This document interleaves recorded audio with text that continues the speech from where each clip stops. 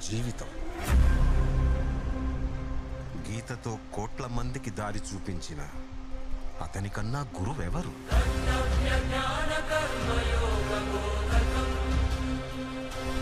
రక్షణ కోసం సముద్రం మధ్యలో ద్వారకా నగరాన్ని కట్టిన అతనికన్నా గొప్ప ఆర్కిటెక్ట్ ఎవరు?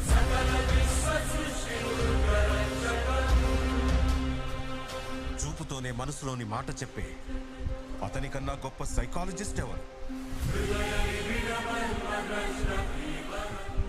ధర్మం కోసం యుద్ధం చేయమని చెప్పిన అతన్ని మించిన వీరుడెవరు?